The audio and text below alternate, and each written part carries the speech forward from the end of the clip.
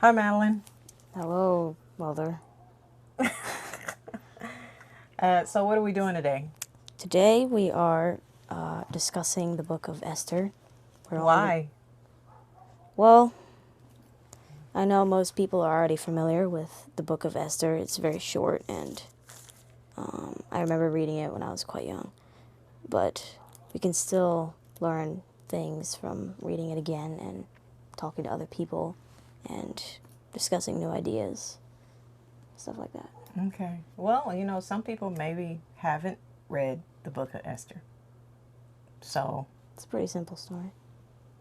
okay. Well, I think today's point of recording it is to invite others to read the book of Esther for yourself. We're reading the Christian version of the book of Esther. Well, I shouldn't say Christian. Yeah. Okay. I mean, what I mean by Christian, I mean the Old Testament, what we would call as Christians, Old Testament version of Esther is here in the Holy Bible. And so we'll read it and I'd love to hear what stood out for you. And I'd love to ask questions to you and you ask questions to me and just see what comes out of it from reading Esther again now that you're older than you were the first time you read Esther. I'm actually older than I was the first time I read Esther too. I'm wearing this wrong, am I? Huh? I'm wearing this wrong. What do you mean? I think I'm wearing it wrong. Why do you say that? Because you have yours on different. Oh, do you want to position it? Never mind, it's fine. Well, it's pointing down, so yeah, you're already talking low. Let's fix it. We're going to cut this part out. So. Are we? Yes, you are.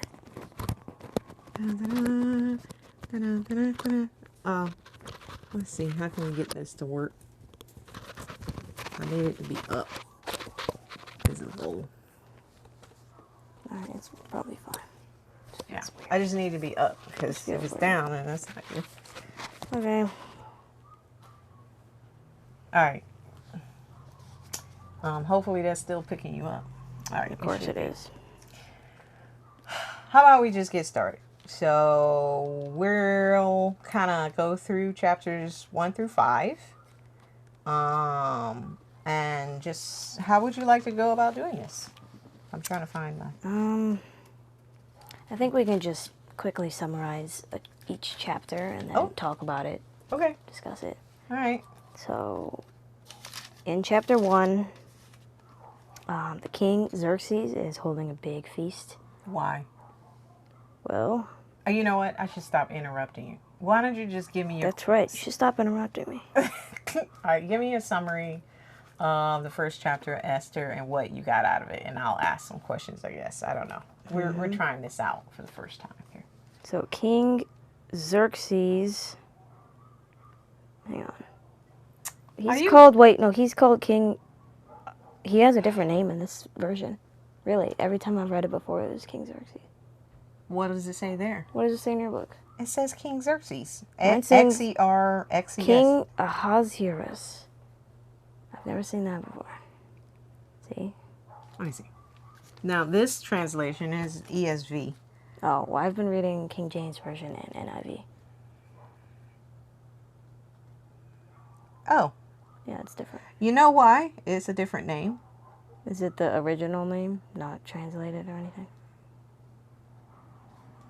Yeah, I think so, because actually, before... Well, the study Bible said Xerxes. I think so. Yeah, but if you're looking at that right there, the green thing that we took out, and there's a book in there that is the African, is brown, and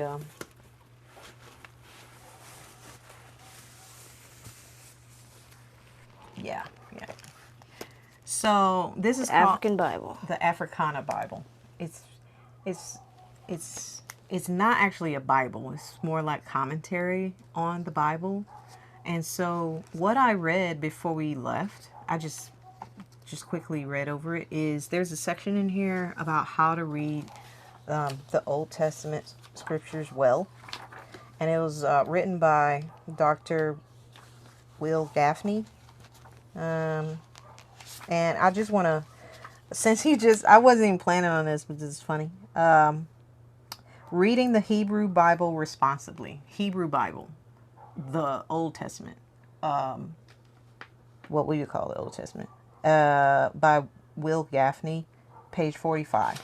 So in here, what I noticed in here and what she points out, which I think is something that we need to keep in mind, which we actually never talked about, but it just came out today because you said it has a different name in the ESV translation. This right here is the NIV, and it has King Xerxes, and you said you're reading King James. King James, and that was King Xerxes. But why is that different? So, in here, what I want to say, how I recommend this.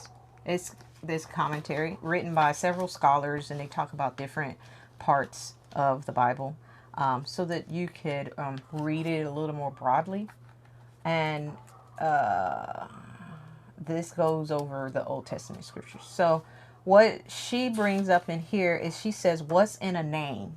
So I'm just going to highlight the sections in here because I'm not going to read the whole thing. But one of the things that she brings out, which I want to tell you and others who are listening because it just came out. I didn't even know that was going to happen. She said, what's in a name? Language is regularly a colonizing agent, a tool of subjugation. Now, she didn't say this in here, but what does that mean to you? Can you repeat that?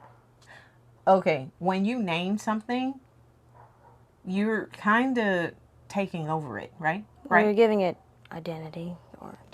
Yeah, but you're also... Who gets to name something? You know, like we got a cat, in the right? beginning, Adam and Eve, they named everything. Yes, that's true.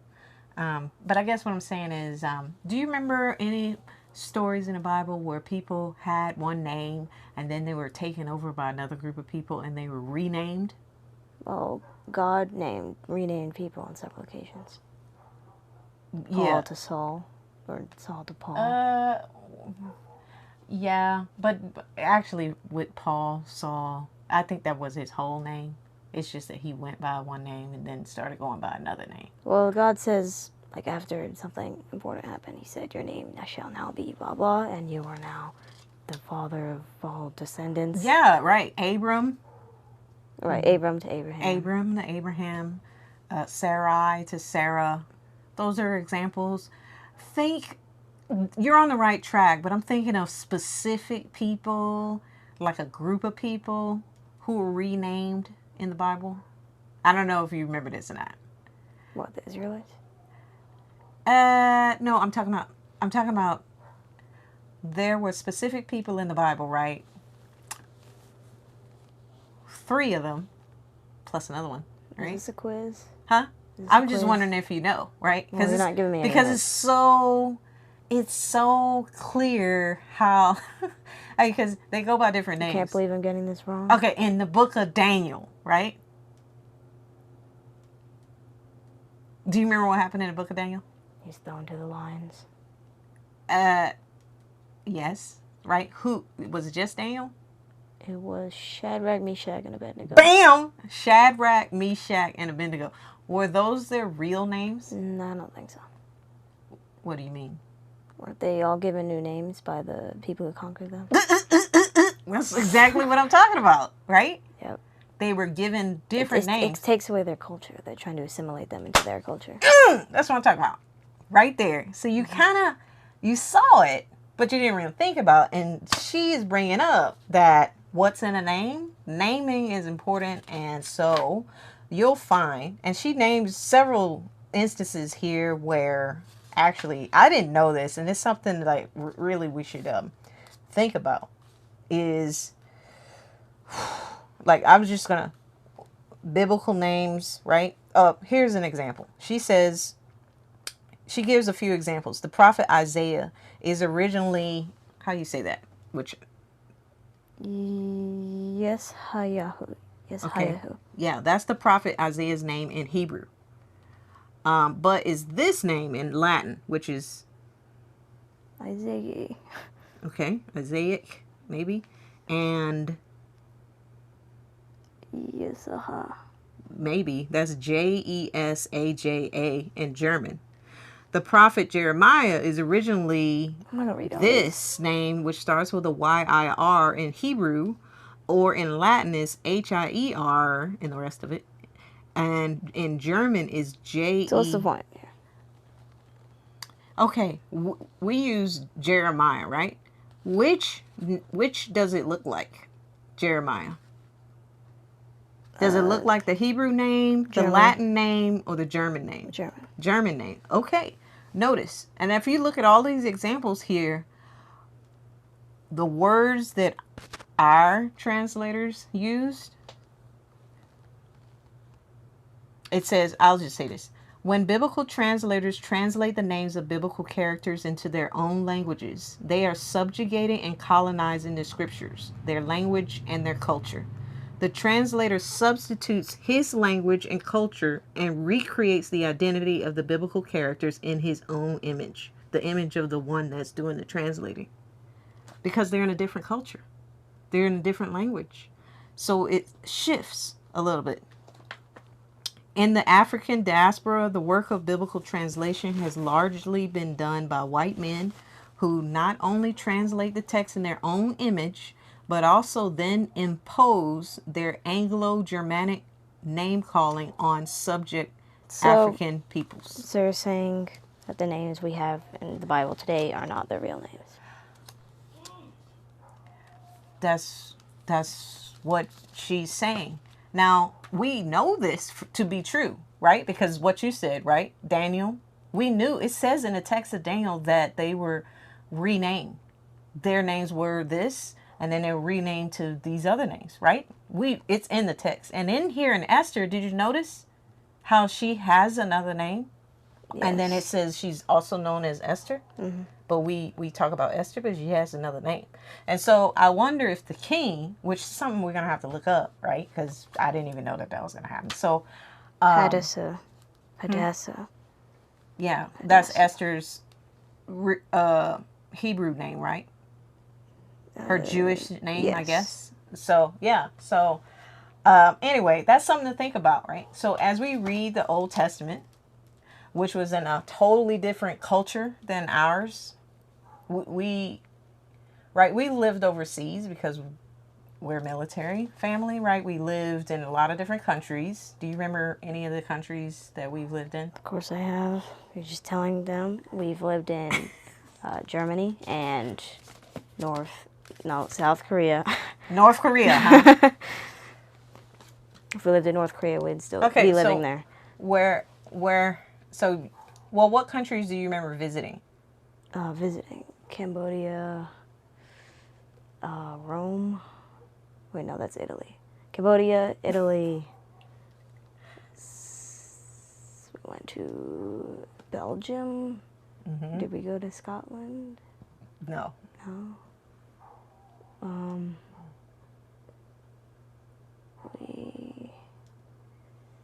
I'd like to go to Canada. Lots of countries in Europe we've been to. Lots of countries in Europe. When we've been to other countries, very short because of cruises we've been on. Caribbean islands. Yeah. So, but in each place that we've been to, how about when we visited Britain? We did? Britain? Yeah. Do you remember visiting London? No. With Grandma and... No. Okay, well. It's too long ago. Well, I guess my point is, Korea. That was the last place we lived. Yeah, the culture is very different. Very different, right? Sometimes they did things that didn't... They would be touching my hair a lot on the train. Right. Interesting. And speaking of that, the train that we would ride regularly, it was just a part of the culture that people would press up against each other and be squished in there, right? Mm-hmm. Personal space doesn't mean the same there as it does here. Even parking our cars, remember? Tight. People would crawl out the front seat on the other side to get out of their car if they had to, because getting into a space means cramming yourself into a space is not like Texas, right? Anyway, those are minor examples, but the point is, different culture, obviously human beings living in different places, but different cultures which affected, you know, how they did things. COVID, right? We lived in Korea during when COVID started and broke out, right? The way they handled the COVID crisis and response was totally different than, the way our country handled it, I right? think they handled it better. Yeah, well, definitely certain things were better. Why do you say it was better? Let me just, instead of, Well, they just realized that it was important to eradicate it as fast as possible, so everyone immediately put on masks. I think some people, it was already kind of a culture to wear masks even before. that's Yeah, true. a lot of people wore masks even before Yeah. COVID, And which why is, was that though? I'm not sure. Was it the pollution? Yeah, some of it was the pollution there, but also is The pollen? because, some of it was pollution. The air quality there was pretty bad, um, a lot of days. But also a part of it was also because the culture in Asia was that you cared for the other people around you too. Like it's a A um, lot more respectful yeah, culture. respect is Asian big. cultures. Shame is big.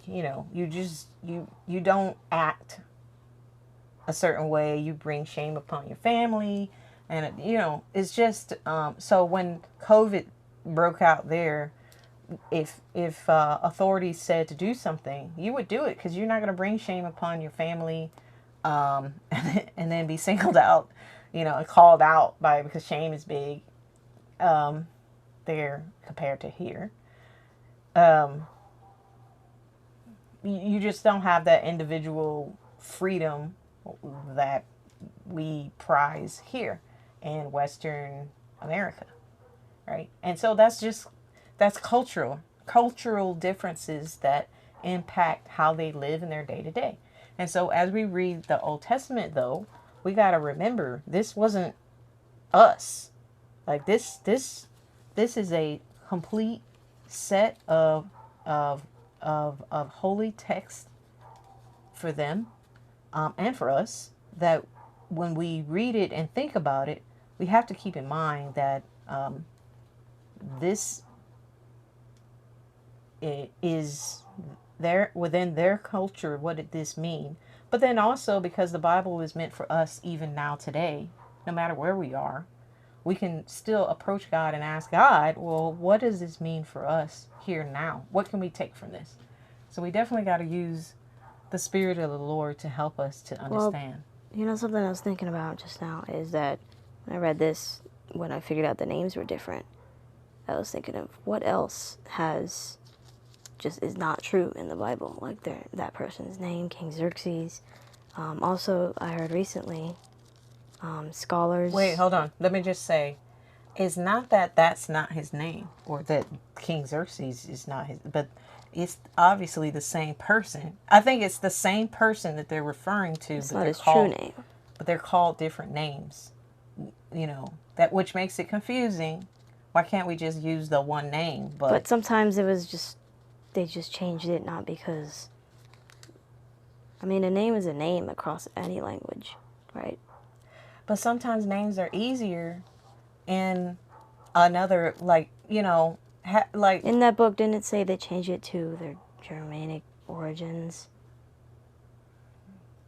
yeah, So that they depending on could, who translated it. so it could be, the names in this Bible could be more like the people who read the Bible. Perhaps. I think But that's that's not right. part of what she was getting at, is that happened.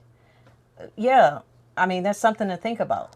So, what it means to me, several things. Yeah, I don't know who's going to be watching this or what things may come to mind as you think about this, but hopefully what this boils down to, a part of what this boils down to, is read your Bible in multiple translations, because the Bible wasn't written, if you're watching this, the Bible wasn't written in this language. Like, right? And so there's multiple, you're taking Spanish right now, and there's Yes. multiple ways to say certain things. And so, like yesterday I told you, my tire got a screw put in it. So I called my insurance and they brought somebody over to help change my tire. And that particular man was from Africa. And so he told me his name because he asked me, he saw my name because it came up on his phone because I had to sign. And he said, "Oh, how do you say your name?" I told him, and he said, "Oh, that's a nice name." And I said, "Well, what's your name?"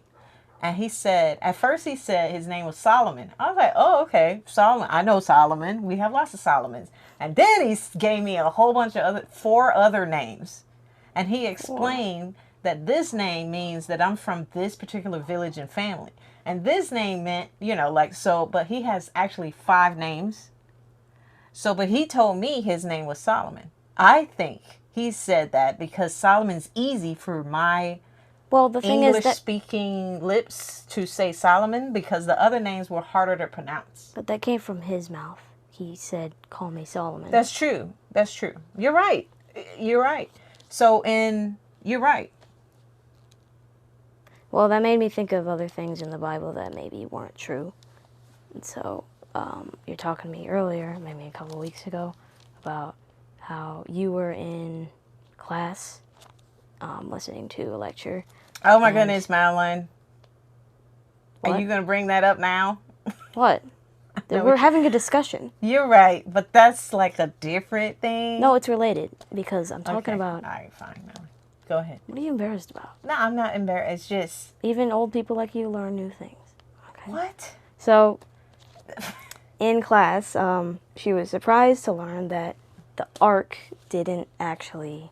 That story wasn't really real. Yeah, Noah talking and the about ark. the worldwide flood. Yeah, so that story that we've all read since Sunday school, when we're 4 years old, that Noah's Ark didn't actually flood, which is interesting because they didn't make any kind of like story afterwards that maybe this isn't true. They just wrote it as if it was true, and so that makes me wonder, how did they know that wasn't true? How did they decide that, and what other things in the Bible aren't true? Or is it all just a story to tell a lesson?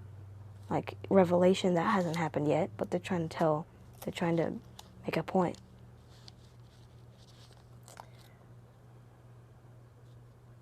What do you think about that? How do you know what parts of the Bible to believe? Is that your question, or is your question what you just said, which was kind of like, is this here so that we can think more deeply about the text?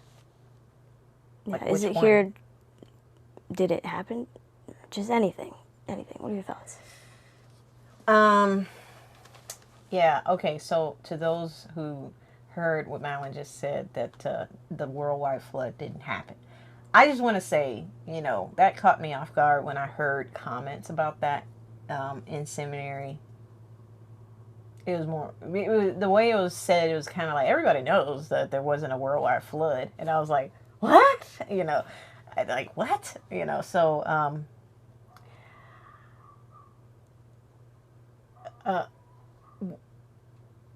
and I don't know the answer to that. So let me just say that.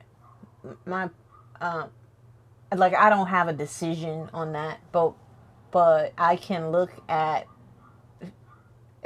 clues and things that sort of makes it seem like maybe it didn't happen.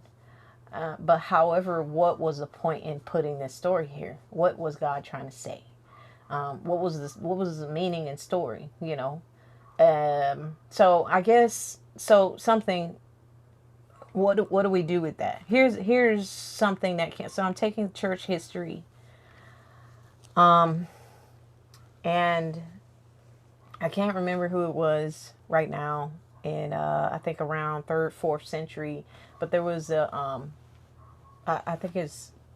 I feel like I need to support this with information, so I can look and see. I can add it to notes or something. But anyway, this is the point of what he said that I think fits to what you're asking me now. So this, I think his Origin said this.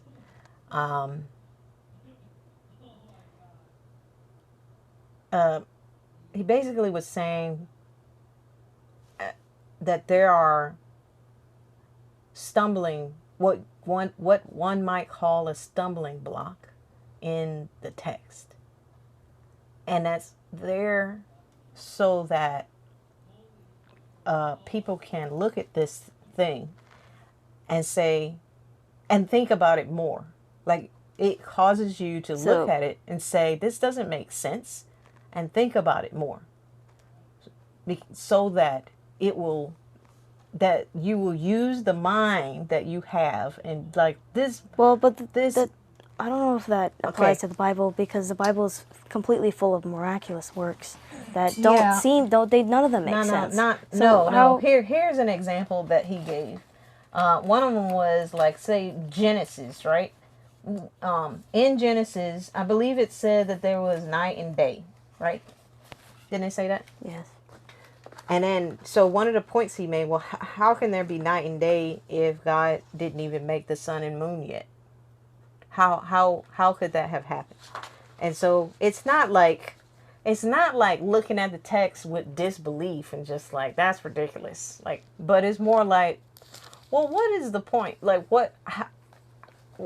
why is that here like this? Maybe since obviously that doesn't make, like, that doesn't, He did. that could not have happened. He made light, and he made light first, and then there was light, and then there was darkness. He called the light day. Yeah, but light comes from the sun. No, he just created light, and he called that light day. Okay. That's his name. That's the word for it. Okay, but then it says there was day and night, or night and day, right? He called the light day. So that's just what he's calling. He's calling the day. Sure. And there was evening and there was morning. The first day. Right. How can there be evening and morning then without the sun and the moon? There doesn't have to be. There's just light and darkness. It's the basics of a day, right? You know, because what does the sun create? Light. And what does the sun not create? Darkness.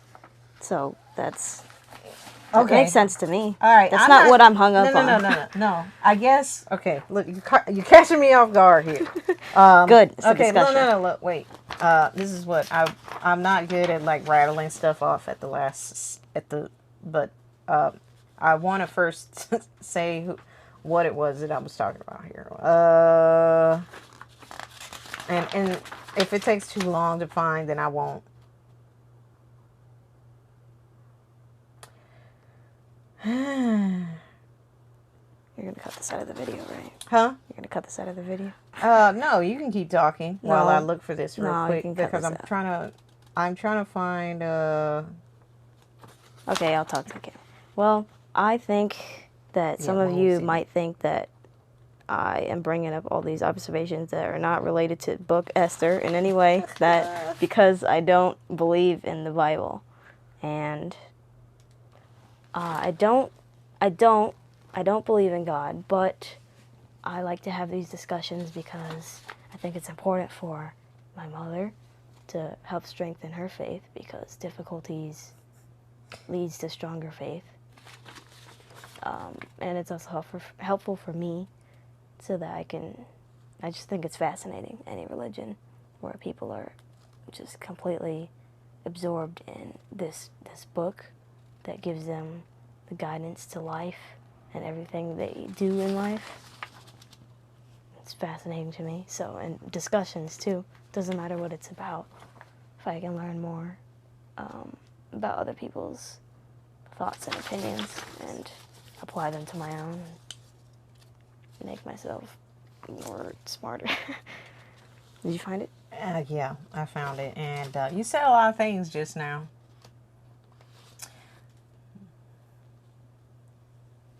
And we should comment about those things. But so we should comment about what you just said, which is pretty big, you know. I'm worried that this is not going to be a discussion about Esther. It's going to turn into a religion discussion. But that's fine. It can be more in-depth than what these people signed up for. But they're here. They're still here. So. Well, I really don't know. Fascinated. Who's watching Raptured. the video. I don't know. This is just an idea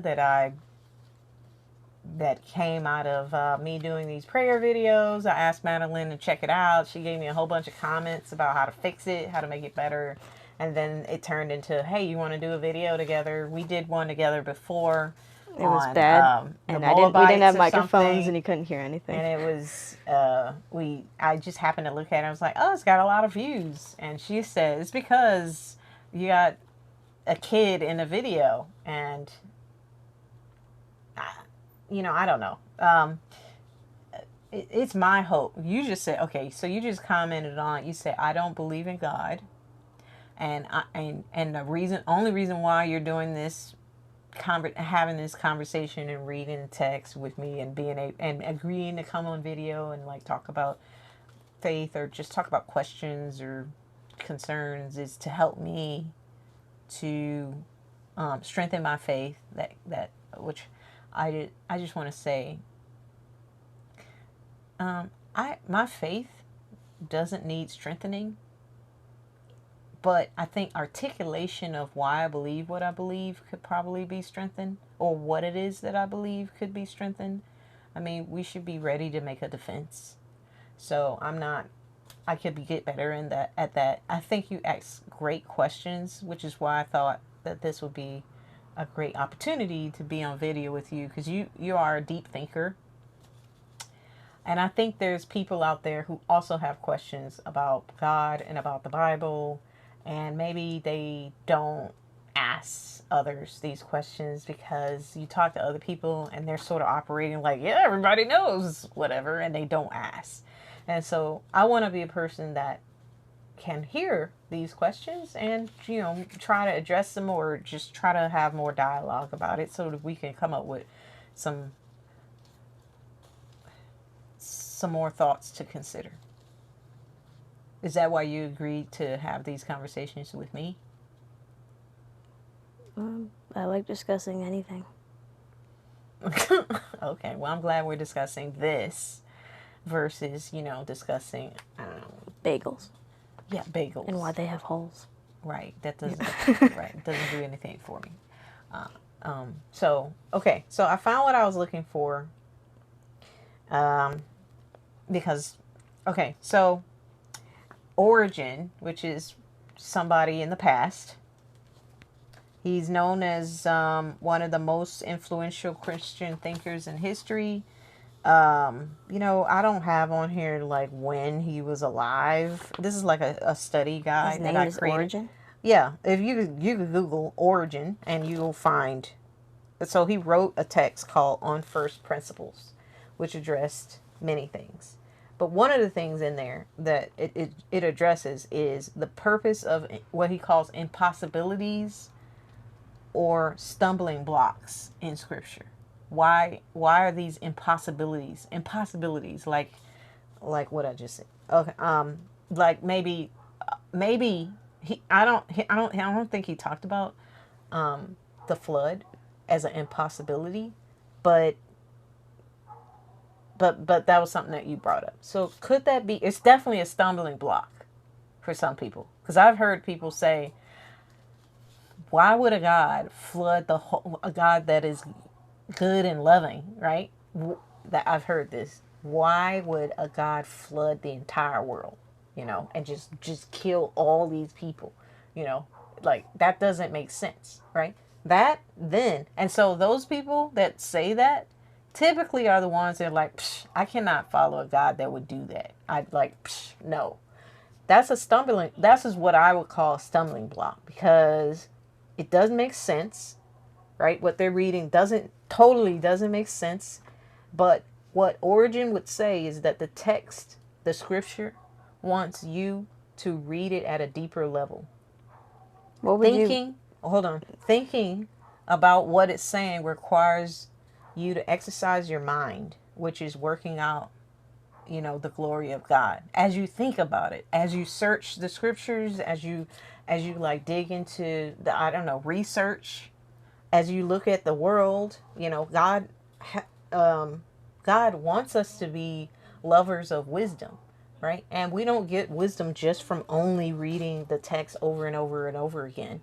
I'm saying that that's not the only place that we get wisdom. We also get wisdom from looking at this world, looking at the effects of the world, looking at research that other people have thought about and pored over. And We also discussing. get it from discussions, which is why I'm really a big fan of talking through the scriptures with other people, because they bring up other, because you have different life, different perspective, and as we are able to share things with one another, maybe I might learn a little bit more from about God because I see it from a different point of view instead of my same old way of looking at God now, because you look at it a little bit differently, and in dialogue and conversation and with the help of the Holy Spirit, it's like looking at a gym and turning it a little bit. It's the same gym, but from this angle, it looks slightly different than over here, and so that's what we're doing. I don't know if that was helpful at all, but my point is that perhaps some of that is in there not for you to understand it all totally, but for you to mull it over and think about it again and again, like that. I don't know, that doesn't seem to fit with the rest of the Bible. Like, there's just something right here, and I don't know what it is. What is fitting with the rest of the Bible? I'm saying, What is? Isn't the Bible just? Well, I was about to go into a whole other discussion. What do you think the Bible is about? But anyway, I was going to ask, what do you categorize as a stumbling block? Because I was thinking about how there are a lot of battles in history, right? Those are things that happen, things that can be proved. Okay. But in the Bible, God has repeatedly, helped one side of a battle, helped them to defeat the other side, to help them win. So indirectly, he killed maybe not killed those, it's hard to say, but he gave them an edge, or gave them a vision on how to destroy the other army, and they died because of it, the other army. So is that a stumbling block to you? Does that make you think, what about those other people? I certainly do think about what about those other people, because God, Jesus, because I'll say this, because Jesus says, what are the greatest commandments in the Bible? Thou shalt not kill. No. Oh, no, love your neighbor as yourself. Somebody asked Jesus, right? There's a lot of, you said thou should not kill. So I was thinking of the 10 Commandments. Right. So, so there's lots of rules and laws, right? And so somebody asked, okay, well, tell me what's... Well, we know this story. Yes. The rich man came, he said, sell all your things to the poor and follow me. Was that the man? What? No. That was one. He said, what should I do? Yeah, that's what he should do. He asked that. And Jesus answered to him what he should do. Yeah. Sell all your stuff, come and follow me. Why did Jesus say that to him? Because he knew that was the thing he was holding on to. Okay. So, but somebody asked Jesus, okay, how do I don't even know what he asked. What is the greatest commandment? What is... I don't know if most important. Was it the greatest commandment, or what was most important? I'm not sure. Something I wish if I had my phone, but it's right there, I would Google it real quick just to find out. Where's your phone? Well, we know this one. Okay. But God said, we don't. Love your neighbor. You said multiple things. Yeah, it was love God, love neighbor.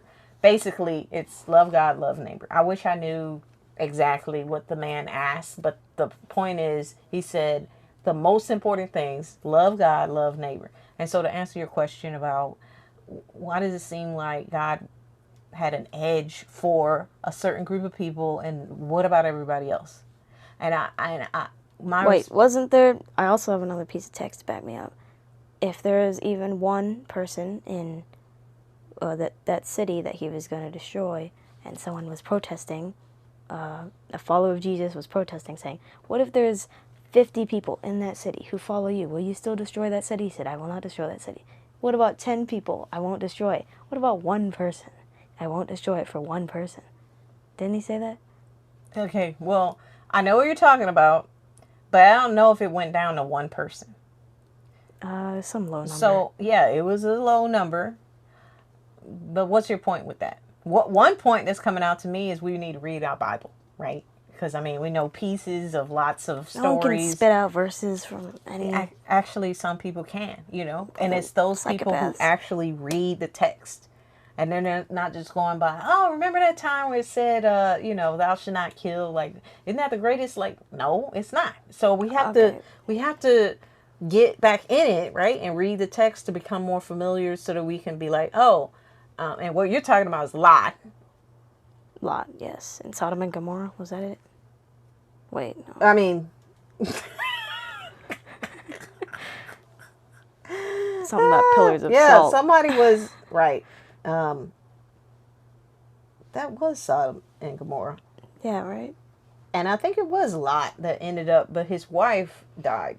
She looked back and became a pillar of salt. But before it even got there, though, he was pleading.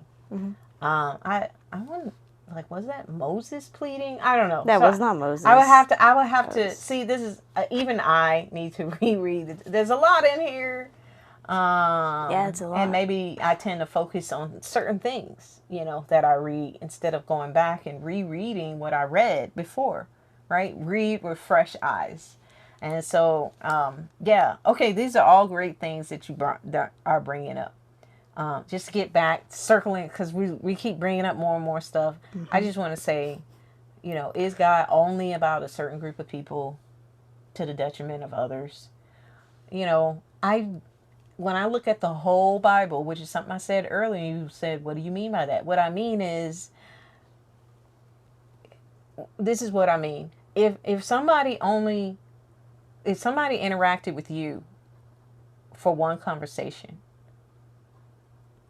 and they walked away thinking, I know who Madeline is. She is like blah, blah, blah. Based on that one, that conversation was true. And it was you at that time. But there was a lot, but that's not all of you. And I know how you are in certain situations. Like you're not, people can get the wrong impression if they only see you in a certain place or in a certain situation, right? What's the point? I think God is bigger than one conversation. God is bigger than one interaction with one group of people. So you think he knows their hearts, if they're truly good or evil? And that's why he killed them? No. No. What I'm saying is, I think that the thought of what you're forming right now, well, God was for this group only, and So you're saying he's thinking bigger? I'm saying that when I look at the whole Bible, meaning that more than just that one conversation, that one incident, that one group of people even. When I look at the whole Bible, I don't see a God that's only for a certain group of people.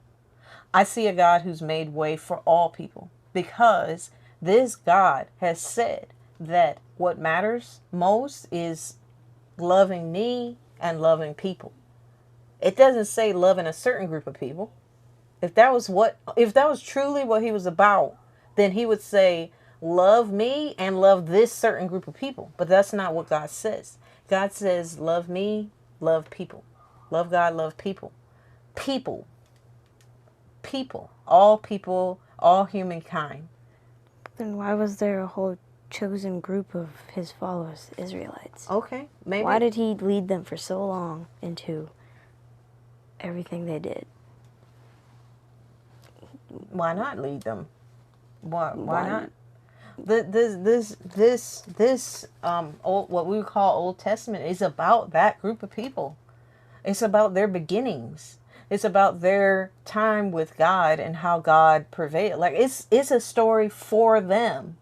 What? So you're saying the whole Bible is about a story? Not the whole Bible. I'm talking about this. Well, you said when you look at the whole Bible. Yeah, you see a story of God creating things for the good of humanity, right? What is that what you're saying? I would say is the whole Bible is not just what we call the Old Testament, and it's not just what we call the New Testament. It's like all of it together. All of it. Which includes more than just a chosen group of people. And it includes all sorts of people. We can see the history and the spread from, maybe looking at one group of people to the world. All these But people. what is it about? It's What about them is all. It mentions them all. what But is the Bible about? what? Look, Madeline, this is key, I think, for really what we're doing. I'm glad that this has come out because really this is key.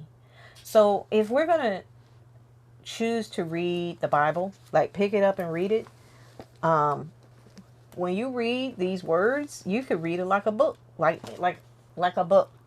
Just pick a book out, read it. Okay, I know what it says. It says such and such. But but those with faith would read this text and believe that this was an inspired word. You could read any book and believe it's inspired.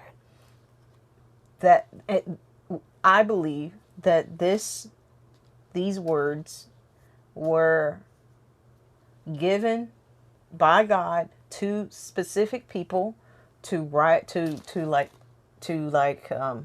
record these words and stories down, and then to protect them over time so that I could have a copy in my language now today, so that when I pick it up to read Esther today and I read through and I'm reading it with my mind, noticing details, noticing things that comes up for me as I read, I'm believing that God is showing me things here. It's more than just words. It's communication with the holy God to whom I believe wants a relationship with me, wants to show me about himself, wants to teach me about who he is, wants me to grow in wisdom and knowledge of how to live my life now here today.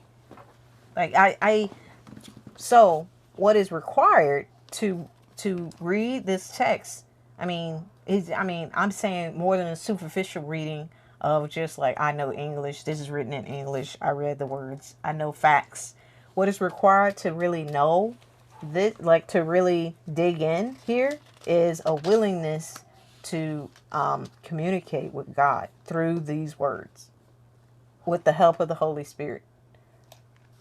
So I feel like we have had basically many discussions like this before, just you and I. And it has almost every time come down to I believe or because of my faith. So you just have to believe what the words say and use your faith to see more. Okay, I am saying that, but I'm not saying I am saying that. That's what I do. Because the only way to stretch this beyond just a book full of paper is your belief and your faith. Okay, well, for now, for those who don't believe and is just curious, you could read this text like you would read a novel, like a book. Read it because you're interested in it. Read it. Just read it for facts. I think the Bible is interesting if I just read it.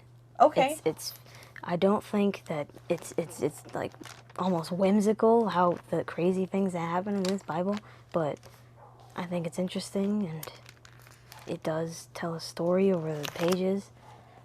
I mean, even though I don't believe maybe what it's trying to say.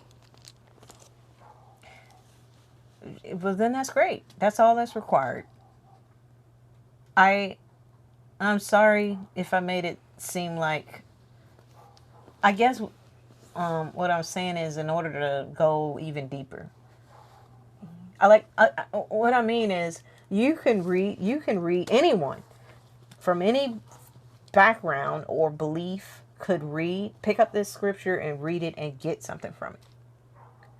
But with faith and with eyes to see the Lord is speaking, you could get even more. I guess that's what I'm saying. Does that make sense? Like, I'm not saying that, like, you can't get anything from this. I'm glad that you and others find it interesting, and there's something in there. There is a word in here for everyone. So read it and read it again. If something in here just makes you scratch your head and like, I wonder what that's about, don't let it go. Like, maybe look into it. Maybe that's a tug, like, hey, look into that. And through digging around, you might find something that actually makes you even more curious, that catches your eye. Like, when I first started believing and knowing God and trusting God,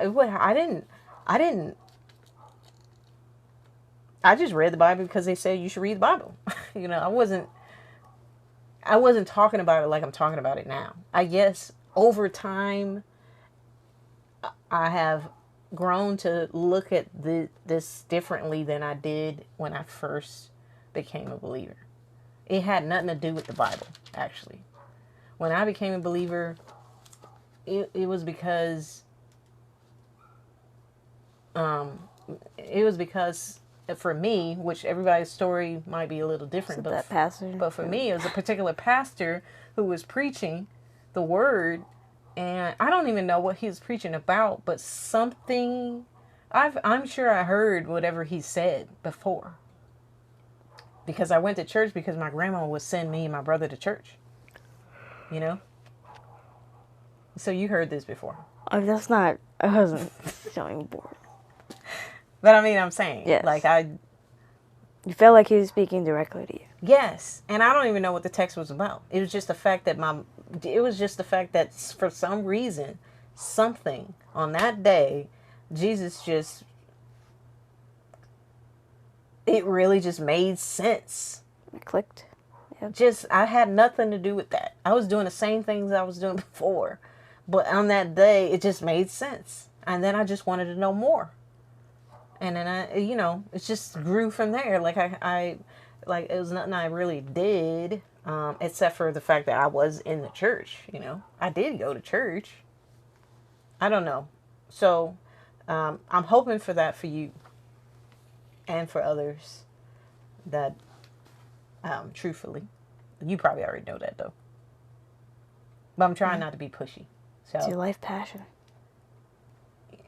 Well, right now the passion is let's read the word together and just see, because I'm curious what stood out to you, because some things stood out to me as an old person. You keep calling me old.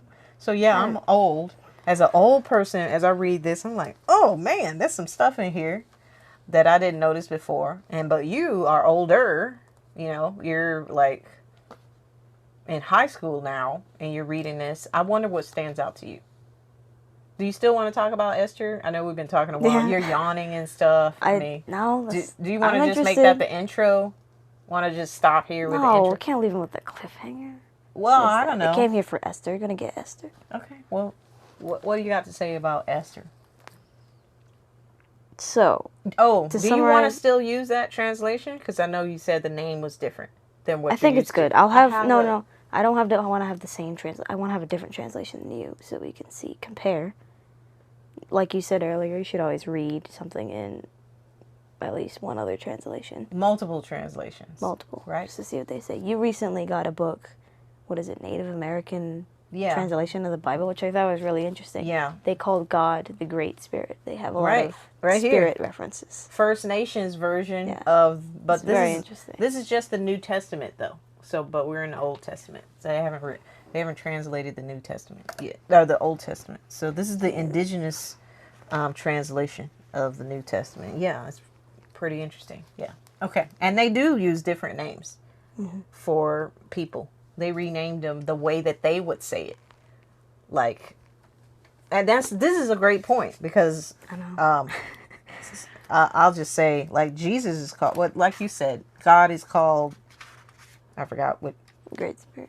Huh? Great Spirit. The Great Spirit. Yeah. But Jesus, they named Jesus in this book, Creator Sets Free. Creator Sets Free.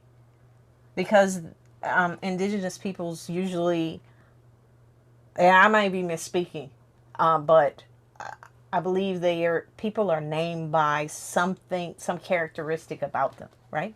Yeah. So, Swift runner. yeah, we're just guessing here. We don't want to be like, Dancing with wolves. or the separated ones. That's what you call the Pharisees. So anyway, it's a renaming based on their culture.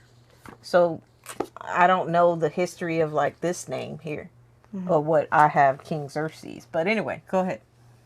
So what'd you get out of Esther chapter 1? So I'll just summarize it real quick.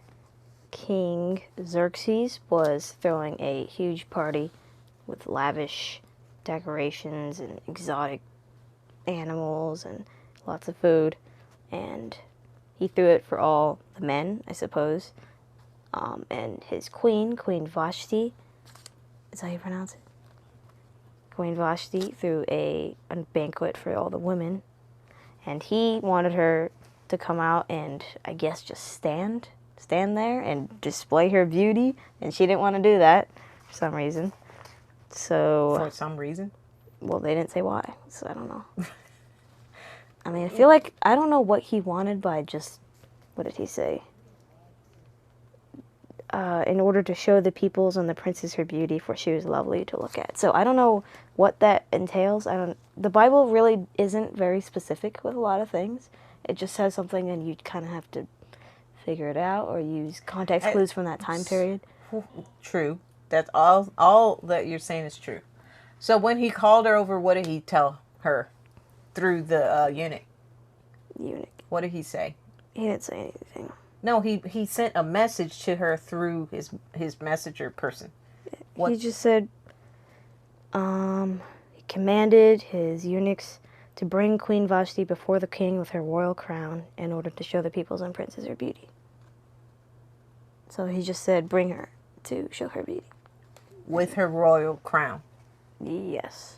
Because why? It says it in there. Because... For she was lovely to look at. Mm-hmm. I don't know. Just to show everyone that he has a lovely wife, I guess. Okay. I don't know. It could mean that, I don't know what the custom is for that time period. Maybe that's just because sometimes, fancy parties, you come with your significant other, with matching stuff and linking arms and this is my wife, this is my husband here. So I don't know. I don't know what that means. I guess I'm assuming that means she just has to stand there and people are like, ooh, you're so pretty. How do you think that would make her feel? Well, I don't know about the time period. Okay, maybe but that's normal because maybe that's odd to us. Maybe to them it's just you make an appearance at the banquet. It's the king. The king has say of all, and you don't disrespect the king. But she did that. Why do you think she did that? I have no idea. I don't know. know. She didn't want to do it. We don't know what she was thinking. Okay, all right, that's true, Malin. There's gonna be We can't read too deep into this. Really, okay, but if she wanted to do it, she would have done it, right? Right. This text isn't about like that. That's not the point of this story. I know that we can't know every single thing about that culture and about what happened at that time. Within her mind, like what was she think? Like we're not gonna know all these things. But what we can do is sort of look at this situation. Okay, so one of the pastors, when I go to seminary. I love going to these conferences, and one of the conferences I went to was African American preaching conference, and it was a breakout session for one of the pastors. And so one of the things he said as he prepares to deliver a sermon, he's reading the text again and again, digging, like using commentary and going into the original translation and just looking at I don't things. have all that. I know, right? We don't have all that. The lay person, the regular person doesn't have all that. They don't have that time or interest maybe, but or skills, they're just not there. But here's why I bring this up. I'm not saying get all that and then you'll understand. No, even with those tools, he still has to pore over the text and think about it and ask God to give him wisdom and understanding. But this is why I brought it up, because I think this can be used right here in this first chapter of Esther as you think about this situation. he would say he has a huge board in his office, dry erase board. So he uses a dry erase board and he reads the text and then he puts the characters on the board. And then he sort of like pictures him, like he imagines the situation, pictures like who's there, who's here, in this scene. And like draws it out, like who's here. So if we were to use that technique, which I think will be useful to highlight something here, who we say is who's here at this scene? Important people. Important people, right? You got the king is there. The eunuchs. Okay, the eunuchs, right? Who's right here at that one scene where he's like, for all the people present in Susa, the citadel, both great and small. So everybody's there, right? Yes, everyone's there. This dude is showing off in a way because it said like they were celebrating for like, I don't know, 7 days. Yeah, 7-day feast. But even before that, you remember how long he was like displaying all this stuff? Like he's at his 3-year mark of being king. Oh, he displayed for 180 days. 180 days. That's a long time. That is a long time of kind of like showing off to everybody. Like, look at here. Like maybe they didn't say this, but maybe they made her do that every day, and she's just sick of it. Maybe. I mean, just all right. We're not gonna know every single thing, but we can sort of let's use our imagination, right? We got imagination, we got minds. Let's think about this. So okay, so he's like throwing this elaborate feast for 7 days, and it says what kind of like mood are they in, right, at this time where he's making this about to make this request? The heart of the king was merry with wine. Merry with wine. Okay, what does that mean in today's translation? Drunk. He was drunk. Wasted, right? You know what I'm saying? Like he was messed up. So he's here and all the people are around and he decides to like, bring the queen and tell her to wear on what? The crown. The crown. Now, a lot of people might say that that's all he wanted her to wear. He didn't make her do a dance or anything. I don't know. and what do you think about that? Do you think that he was saying that that's all that he wanted her to wear? Like, there's not enough details here. Okay. Okay. Well, what I see is when it says, for she was lovely to look at.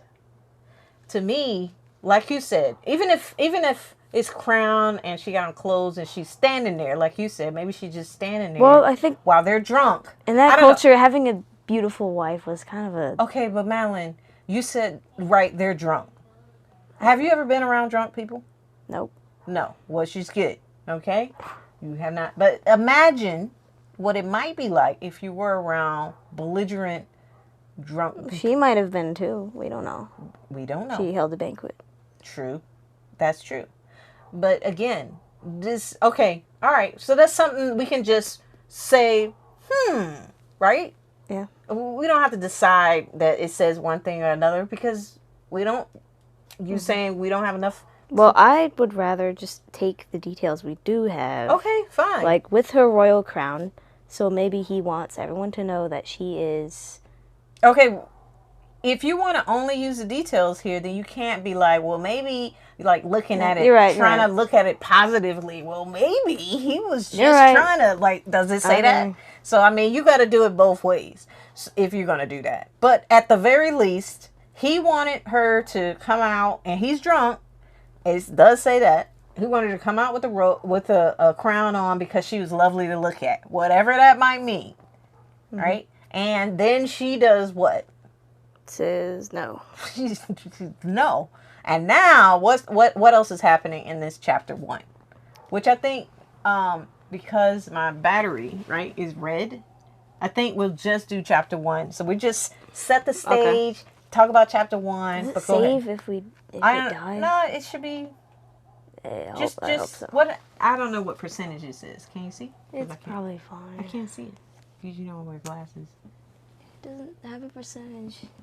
Okay. All right, just keep. Okay. So she refuses, and he gets ridiculously mad, and he says that Queen Vashti cannot be queen anymore. And he gathers all his advisors, his wise men. He says, "What should I do?" And he makes a decree that Wait, first of all, you're right, but why did he get mad? because she refused the king's orders. The king is the top dog. Okay, all right, go ahead. What else did you notice about chapter 1 that happened? Keep going. Is this another quiz? No, There's something I'm missing aren't here? we talking about it? Right, but you're asking me questions like you don't. Keep going, keep going. Okay.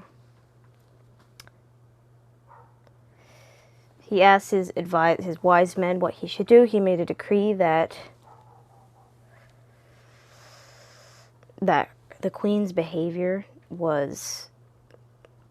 For the queen's behavior will be made known to all women, causing them to look at their husbands with contempt, since they will say, King Ahasuerus commanded Queen Vashti to be brought before him, and she did not come.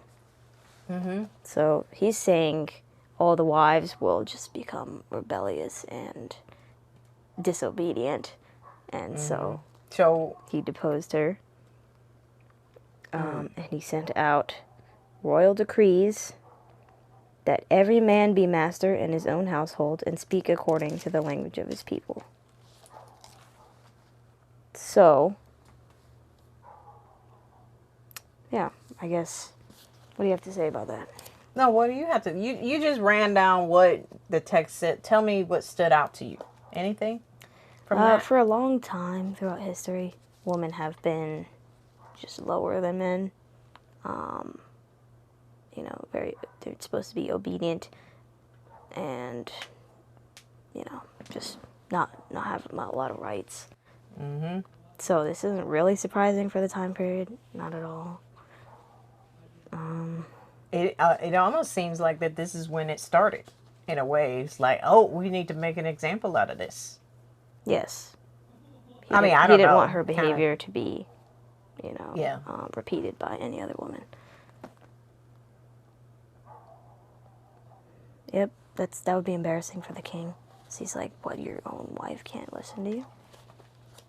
And he has to reinstate his power, I suppose. What do you think?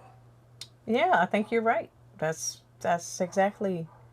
They used this situation to make a point. Because they didn't want this... They didn't want to have problems in their own homes when they go back home. It's like, oof, everybody saw that. Remember, everybody was there. They all saw that. So it was like, no, we can't have that. We can't have that. You need to do something. And he was quick about sending it out to everybody in their own language so that they would know the man is to be in charge of their own home. And this all happened in the 3rd year of his reign. Right? Did it? Yeah, that was in the beginning. One of the first couple of... Yeah. Yeah, 3rd year. So he made this... He ruled over 127 provinces. That's from India to Ethiopia. Wow, that's a big area. And so they made this decree that all men would be in charge of their households, right? They don't want rebellion by the wife not listening to the man. So, well, that's the first book of Esther. Chapter. I mean, there's only first one book. Of Esther. right. Only one. Esther 2? You've never read it? Yeah. It's pretty good. The first chapter of Esther, and a lot of conversation about the Bible and about everything else. Lots of anything that came to mind. Bagels that have no holes. Basically. So, I saw the battery come on. It said 20% left. So that's not too bad. Yeah, you can do another one. No. I don't want to take any chances. So, but what I'd like though, Madeline, is to ask you: are you willing to continue to talk about this? Yeah, I love this. Interesting. I love discussions. What do you think you'll get out of this? I mean, because you're reading it before we meet, right? Are you reading it, or really. are you just? I read it like 2 weeks ago. You read it 2 weeks ago? Yeah, okay. But I like reading it now because if I read something and then see something. Ooh, I need to remember that. I forget it immediately. Take notes. I don't like notes. This is supposed to be fun.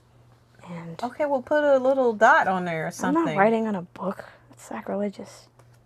Then, I mean, Malin, if you say you forget it immediately. That's why I had so much to say when we read it fresh in my mind. I figured things out. Just, ooh, look that right there. I'll say something about it. All right. Okay. Yeah, Well, that's just my style. all right. So what are you hoping to get from this, though? So just the discussion you're hoping to... What about the discussion excites you? Just new perspective, new ideas, new information. Okay. All right. Well, it sounds good. I don't know what you'll get out of watching this video, but Hopefully you had fun. Maybe you learned some new things about the Bible, or interested to, maybe research on your own, more in depth about the topics we talked about. yeah. And if you have any questions or something that you, after you maybe read the first chapter of Esther, something that stood out to you or some tidbit you want to add, You can talk to us, you can comment add it on there. or something, and Yeah. maybe join us next time for another thoroughly interesting discussion of Esther Chapter 2. Yeah, it will be thorough and interesting. Yep. Yeah. All right. Well, appreciate you, Malin, hanging in here and throwing out all the questions, and I hope the audio turned out all right and I everything. sure hope so. Yeah, I hope so. So thanks for joining us for our first video. Let us know what you think. Let us know your thoughts, and we hope you'll join us next time. And please read your Bible, right? Check it out. It's a lot of stuff in here. You might have some new thoughts, things to consider, things to some impossibilities, or maybe some stumbling blocks. We don't know, but I hope I personally hope that it'll be something that will cause you to dig deeper into maybe what God might be wanting to say to you or us in this time. That's my thought. So, do we have a name? What? Okay, I guess not. All right, well, bye. Bye. Bye. Bye. Bye. Bye.